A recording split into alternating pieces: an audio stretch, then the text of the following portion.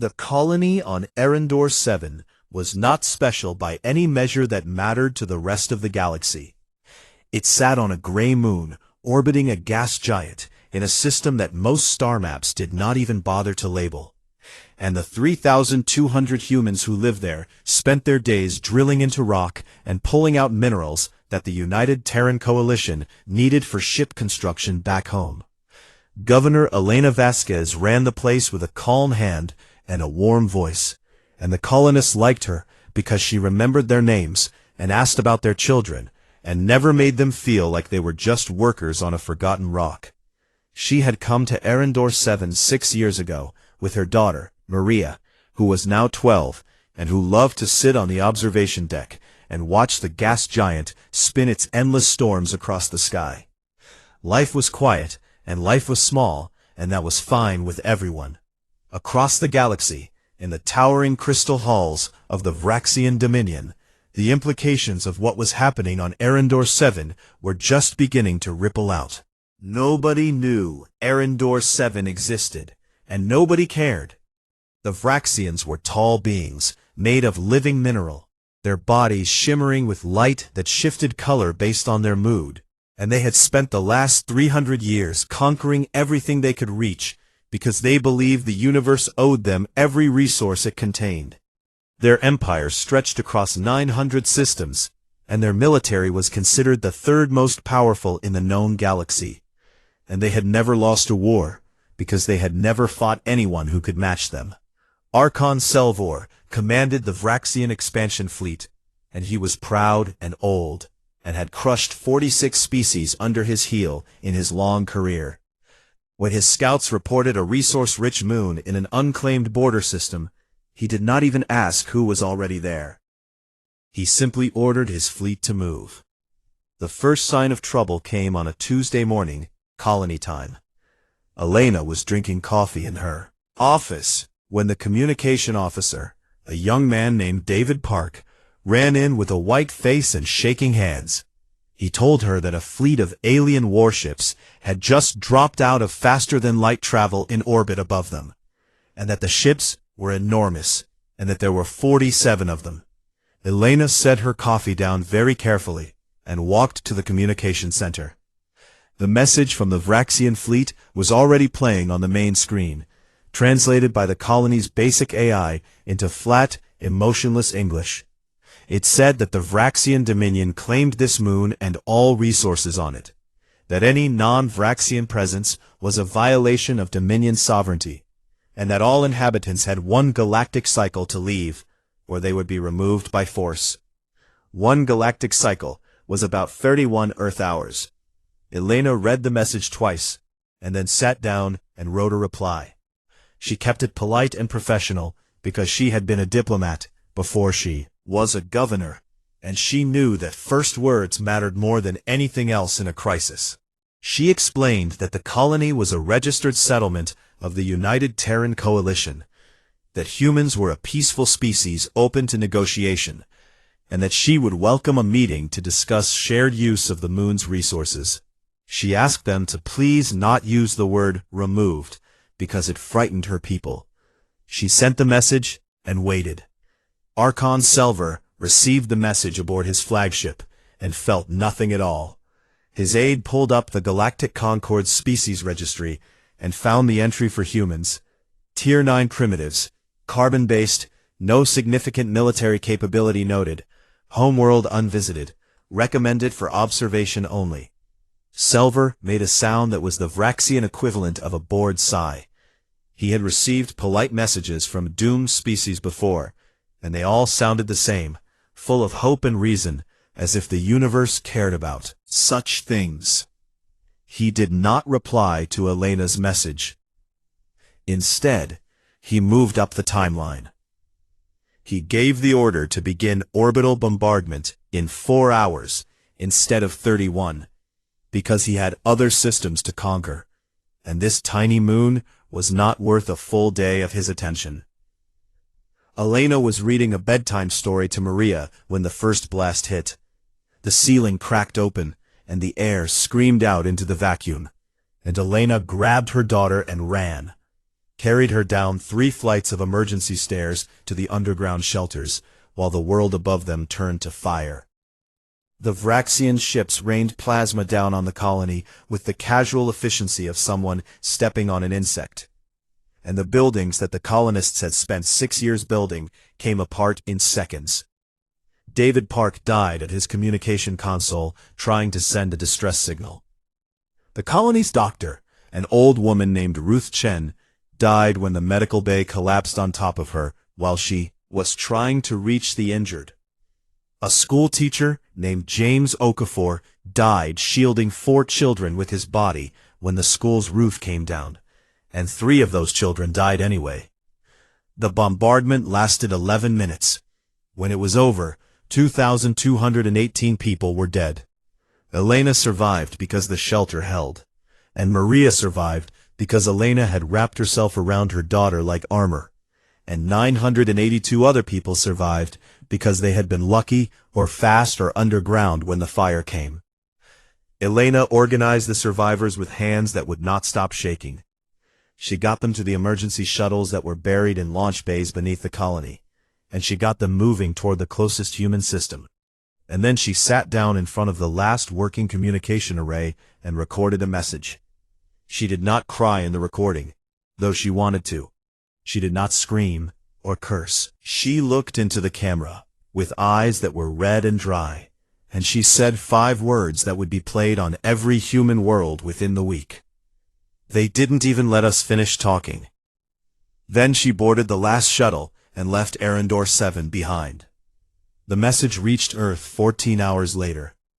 It was received by the United Terran Coalition's Joint Command Center, a bunker buried beneath the Swiss Alps that had been built during humanity's last great war against itself 2 centuries ago. Admiral Cale Morrow was sitting at the long table when the message played. He was 61 years old, with a face full of scars from the Mars uprising, and hands that had signed both peace treaties and kill orders. And he had spent the last decade hoping he would never have to do either again.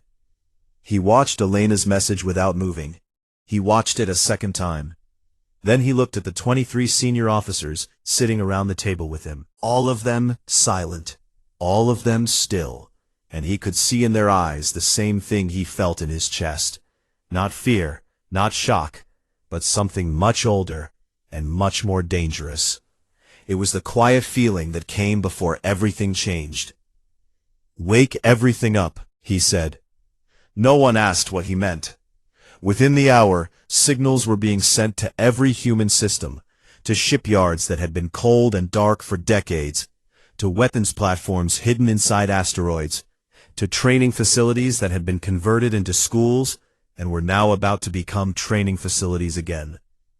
Humanity had spent 2 centuries trying to be peaceful, trying to be better than what their history said they were, trying to prove that the species which had invented nuclear weapons and used them on itself could learn to be gentle.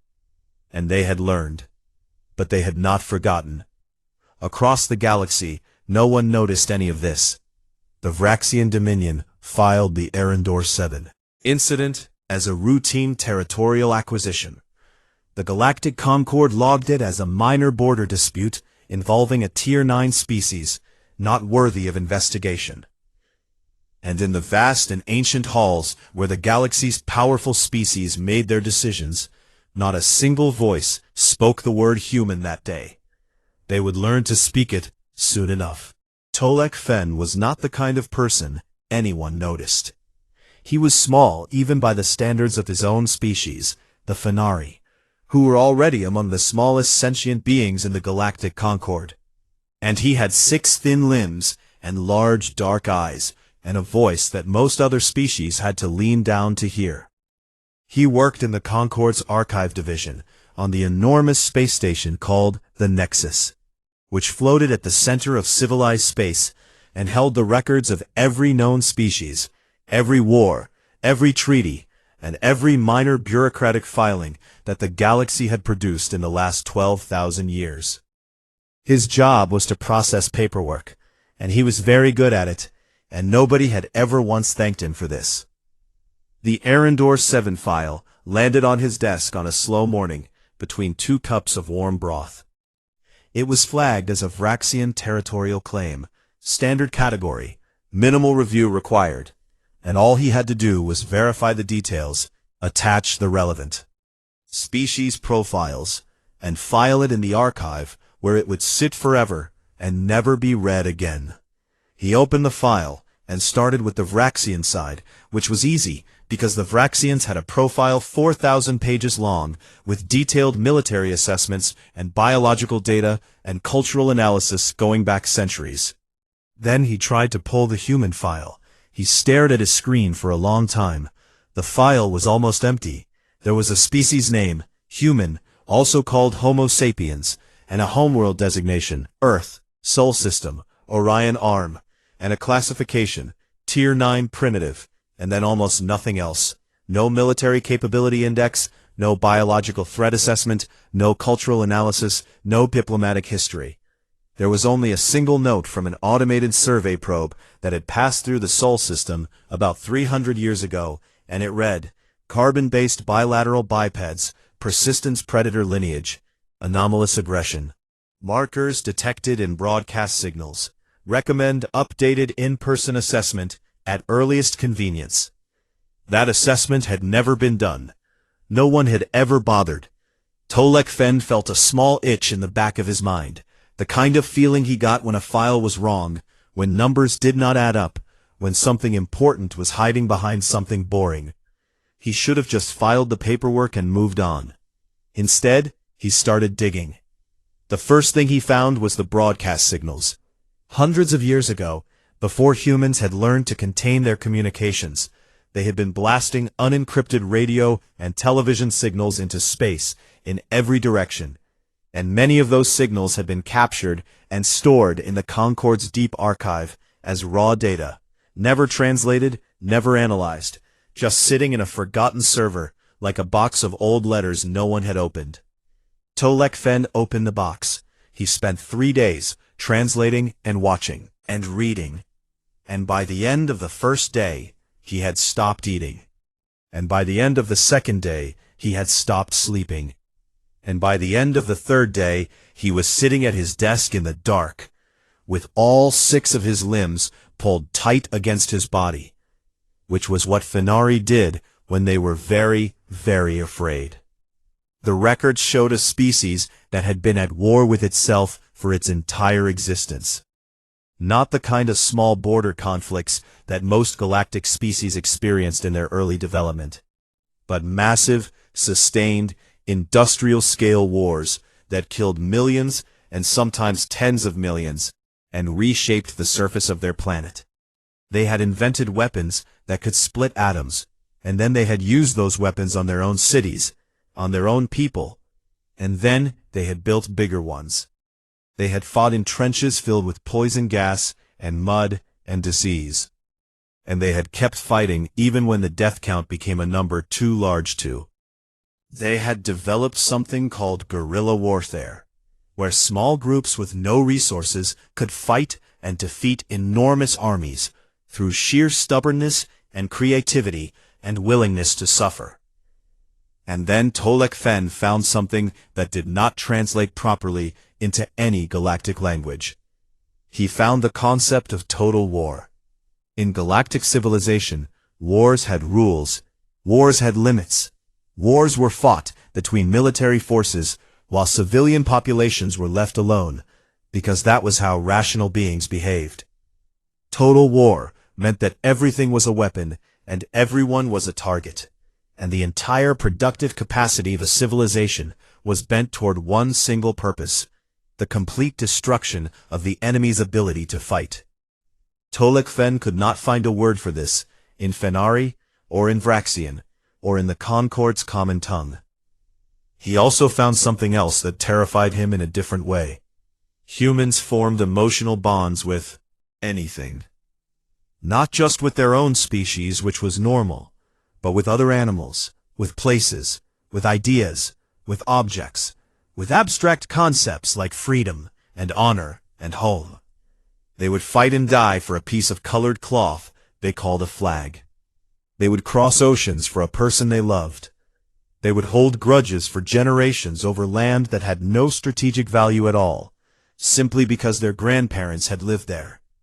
And these bonds did not make them weaker, the way emotional attachment weakened most species in conflict. These bonds made them stronger.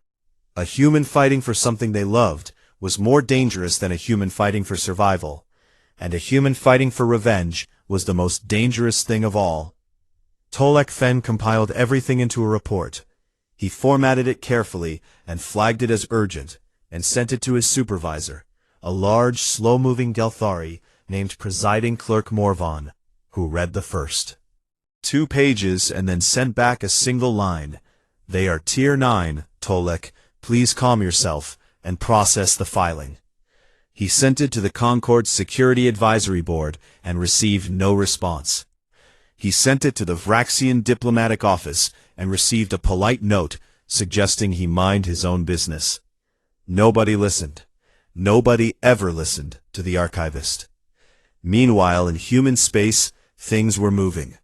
On the colony world of New Carthage, the largest shipyard in human territory was running day and night shifts for the first time since it was built. And the sound of welding and hammering and heavy machinery echoed across the plains like thunder that never stopped. On Mars, the old military academy that had been turned into a university was quietly turning back into a military academy. And the students who had come to study engineering and literature were now studying tactics and weapon systems, and not one of them complained. Morrow stood in front of a wall covered in star charts and fleet positions and intelligence reports. And he was planning something with the careful patience of a man who understood that anger was only useful if you aimed it properly. Every night, on every human world, the names of the 2,218 dead were read aloud on every broadcast channel. Every night, humans stopped what they were doing and listened. The names became a rhythm, a heartbeat, a drum that kept time as the war machine woke up. And across the galaxy, in the comfortable halls of power where ancient species made their comfortable decisions, nobody noticed. Nobody felt the ground beginning to shake. Tolk Fen sat alone in his small office, surrounded by files that no one wanted to read, and he looked at the data on his screen one more time, and whispered to himself in the quiet dark. "What have they done?" he said. And then, even quieter, he did not know the answer yet. But he knew with the deep certainty of someone who had spent his life reading the stories of civilizations, that the galaxy was about to learn something new about the universe. And the lesson was not going to be gentle. 6 months passed after the burning of Arendor 7, and the Vraxian Dominion forgot about it completely. Archon Selvur had moved on to conquering a system full of gas-harvesting platforms owned by a timid species called the Relani, and the Arendor 7 incident was buried in a filing cabinet somewhere between supply requisitions and fuel reports. And nobody in the Dominion thought about the small gray moon or the small soft creatures who had lived on it. Then the outposts started going dark. It began at the edge of Vraxian space, in a string of small monitoring stations that watched the border for unauthorized ships. Station Vreth 4 stopped reporting on a Thursday. Station Vreth 7 went silent 2 days later. Then Vreth 12, then Vreth 15, then the entire eastern chain, one after another, like candles being blown out by a wind that no one could see. Selvur dispatched a patrol fleet of 30 warships to investigate, led by a young commander named Crix Tal, who was eager to prove himself, and who expected to find nothing more than a technical malfunction, or perhaps some pirates too stupid to know whose territory they were in. Crix Tal's fleet arrived at the location of Station Vreth 4, and found it destroyed. The station had been taken apart with surgical precision, every weapon disabled, every sensor array shattered, every communication dish removed, and the wreckage had been arranged in a pattern that Crix Tal did not understand at first. Then his signals officer told him that the pattern formed numbers in the human mathematical system, 2218. The wreckage was playing a broadcast on repeat, a simple audio file cycling endlessly through the void. And when they translated it, they found it was a list of names, human names, read in a calm, steady voice that did not waver or break. Krixtal felt something he had never felt before in his military career. Uncertain. He reported back to Selvor and requested reinforcements, and Selvor told him to stop being dramatic and to find and destroy whoever had done this. And so Krixtal pressed deeper into the border zone with his 30 ships and his crew of 8,000 Vraxian soldiers. He never came back. The UTC fleet that found him was not a fleet in any sense that the galaxy understood. Galactic warfare had rules that every species followed, because they were logical and efficient. And the most basic rule was that you gathered your ships into one large formation. You pointed that formation at the enemy, and you overwhelmed them with concentrated firepower. The humans did not do this. Instead, they came in dozens of small groups, 3 ships here, 5 ships there, 2 ships hiding behind an asteroid, 4 ships pretending to be debris, and they struck from every direction at once, with no warning, and no pattern that any Vraxian tactical computer could predict. Each human ship captain made their own decisions in real time, adapting to the battle as it changed second by second. And they communicated in short bursts of coded language that the Vraxians could not decrypt, because the codes were based on human cultural references that no alien database contained. Krixtal's fleet was surrounded before he realized he was in a fight. He lost 12 ships in the first 4 minutes. He tried to form a defensive formation, and the humans simply flowed around it like water around a rock, striking at the gaps, pulling back, striking again, never staying still, never doing the same thing twice. And then something happened that broke the Vraxian fleet's spirit entirely. A human destroyer, already burning and venting atmosphere from a dozen hull breaches, turned off its engines and aimed itself directly at Krixtal's flagship. The crew had evacuated into escape pods.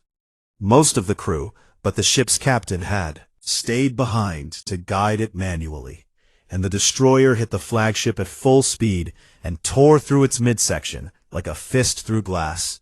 The Vraxians had a word for sacrifice in battle, but it was an old word, a word from ancient stories, not something that real soldiers did in real wars.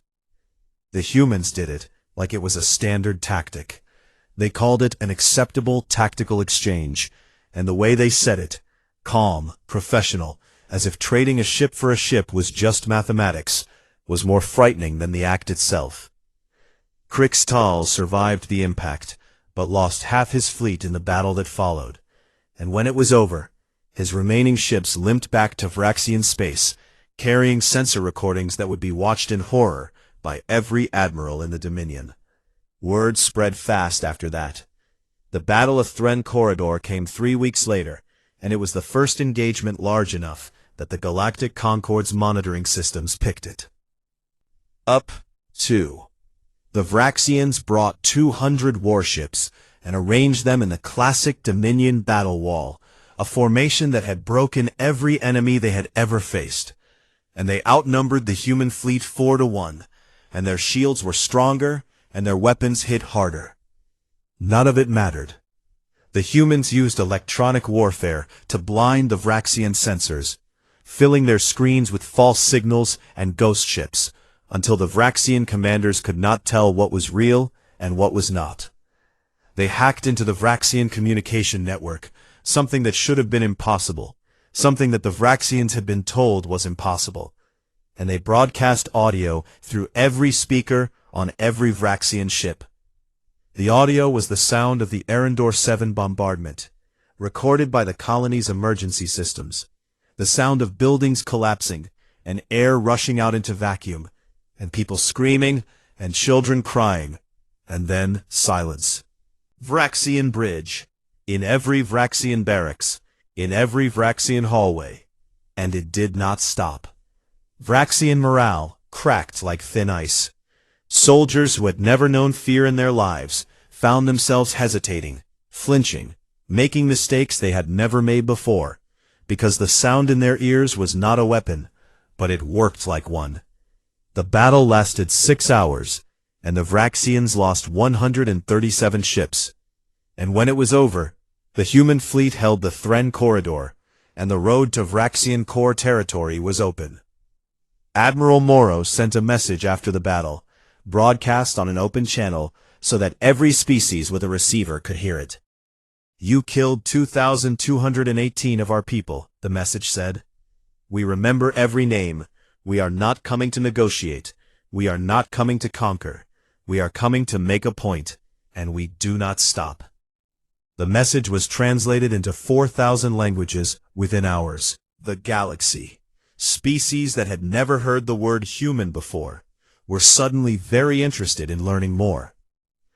On the Nexus station, Tolk Fen's communication terminal began to ring, and it did not stop ringing for 3 days.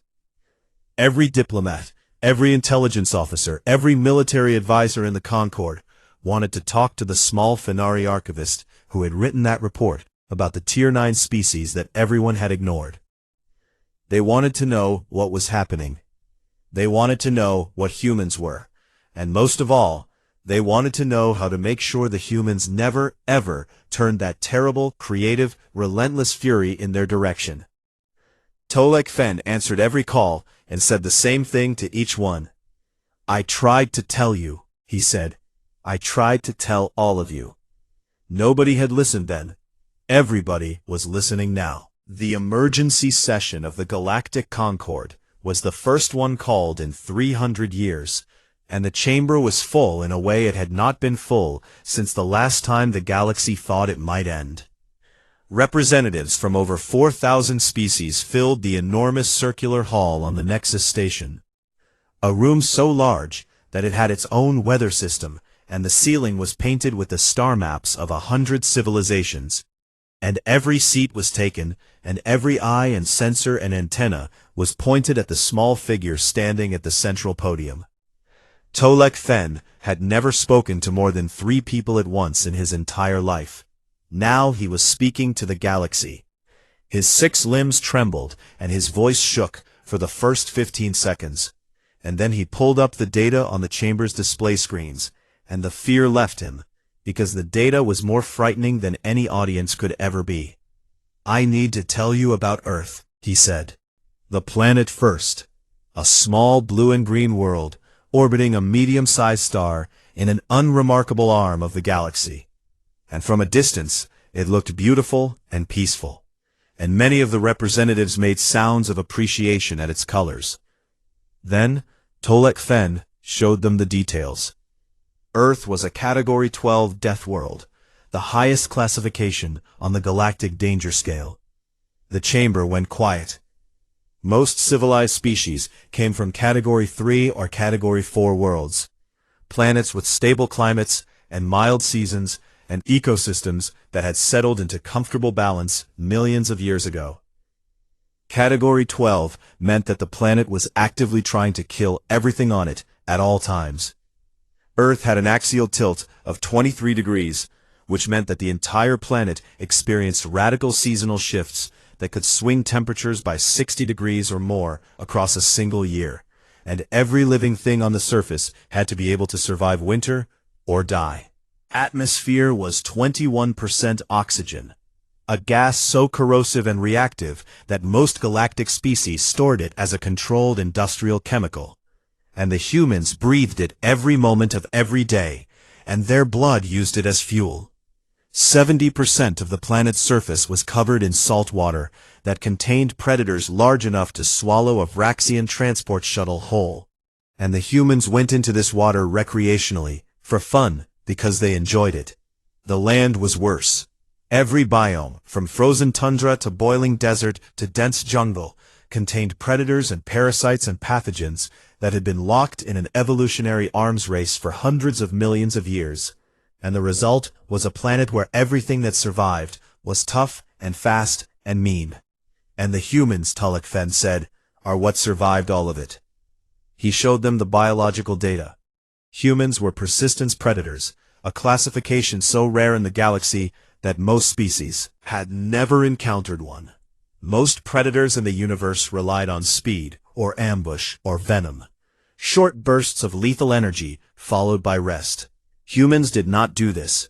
Humans chased their prey on foot, at a slow and steady pace, for hours and sometimes days, across any terrain, in any weather, until the prey animal's body overheated and its legs gave out, and it collapsed from exhaustion, and the human simply walked up to it and killed it.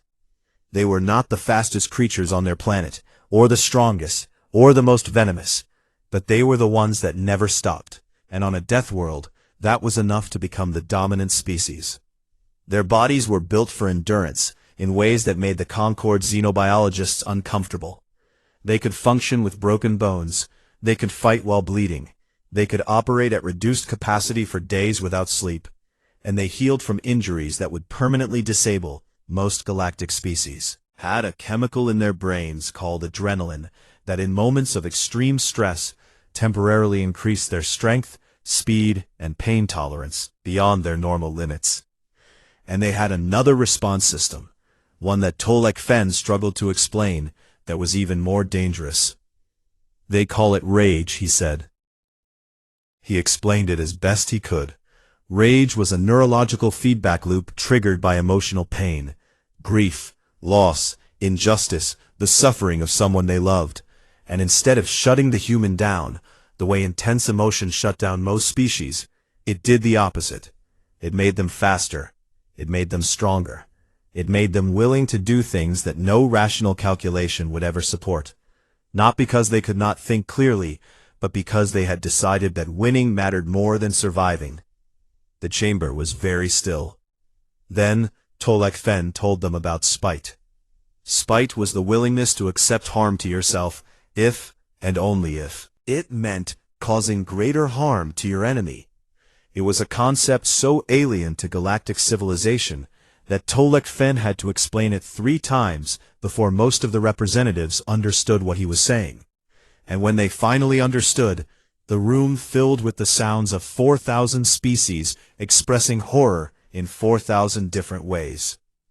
A human will burn down their own house, Tolk Fen said, if their enemy is standing inside it. He let that sit for a moment. Then he told them about revenge. Revenge was not anger, and it was not spite. It was something colder and more patient. A willingness to carry a wound across years and decades and sometimes centuries. To pass the memory of a wrong done from parent to child to grandchild. To build entire cultures around the promise that a debt of blood would one day be repaid. Other species forget, Tolk Fen said. Humans remember, and they teach their children to remember. Their children. And the debt is never cancelled. He looked out at the silent chamber. The Vraxians killed 2,218 humans on Arendor 7, he said. Every human alive knows this number. Every human alive knows every name. And they will know these names in 100 years and in 1,000 years. And they will never forgive, and they will never forget. Because that is what they are. He paused. That is what a death world makes, he said. The chamber erupted. 17 species formally requested emergency military consultations within the first hour. And 43 species began quietly recalling their ambassadors from Vraxian space.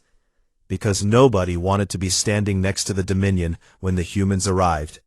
On the Vraxian homeworld, Archon Selvor was no longer bored.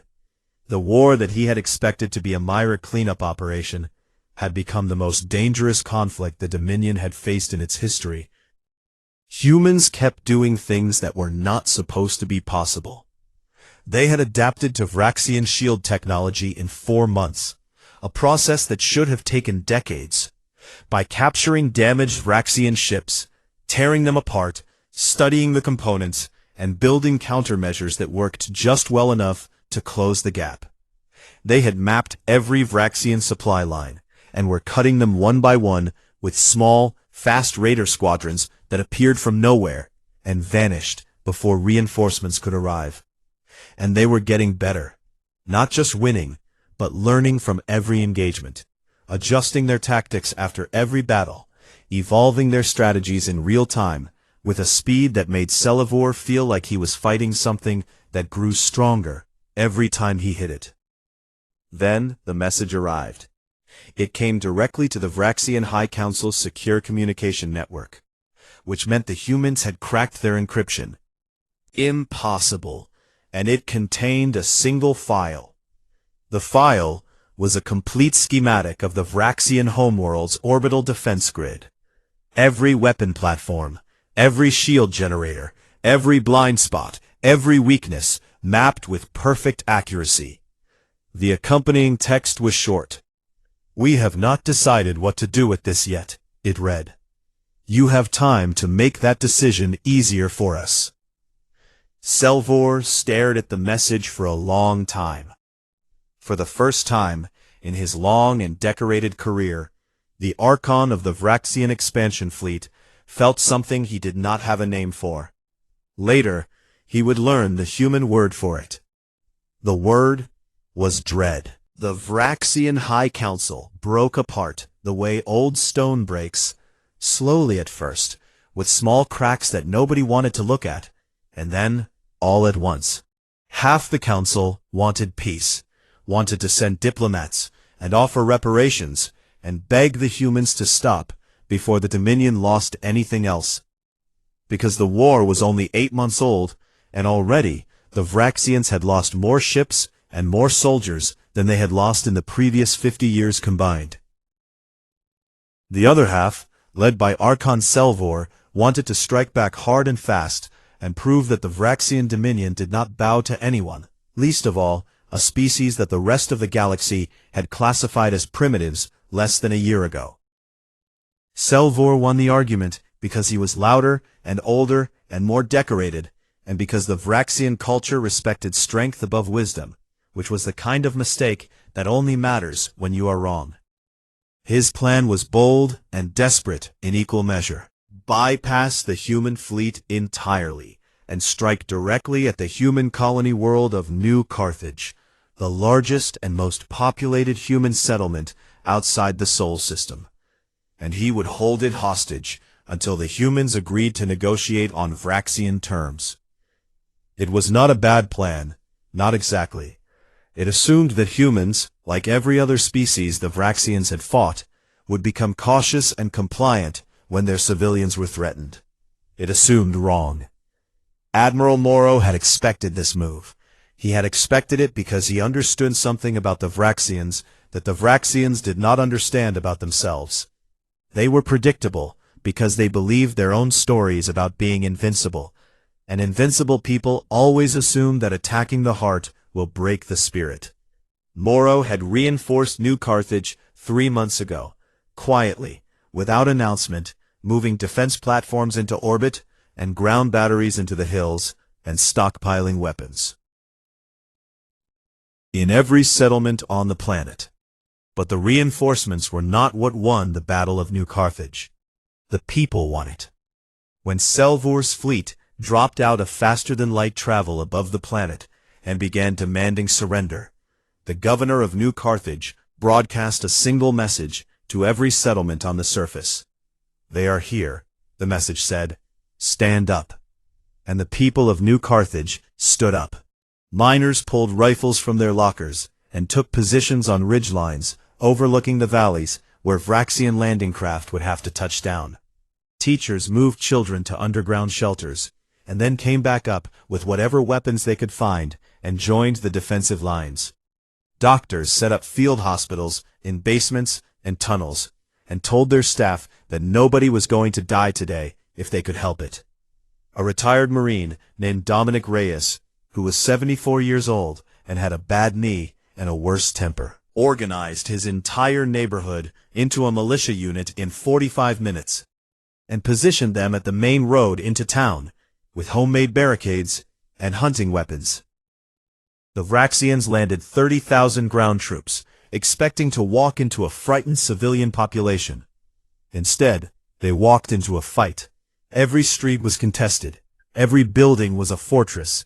Every rooftop had someone on it, with a weapon and the will to use it. and the Vraxians, who were trained to fight soldiers, did not know how to fight a planet. A Galactic Concord observation drone, one of the automated systems that monitored conflict zones across the galaxy, captured a piece of footage during the battle that would become the most watched recording in galactic history. It showed a human woman, old, white-haired, small, standing on the roof of a residential building, with a magnetic railgun braced against her shoulder, firing down at a Vraxian armored column that was trying to push through the street below. She was laughing, not the wild laughter of madness or fear, but the sharp, bright laughter of someone who had been waiting her whole life for this moment, and was not afraid, and would not stop, and was daring the universe to try and make her. The clip was 12 seconds long. It was translated and broadcast to 4,000 species within hours, under a title that needed no explanation. This is what a Death Worlder looks like.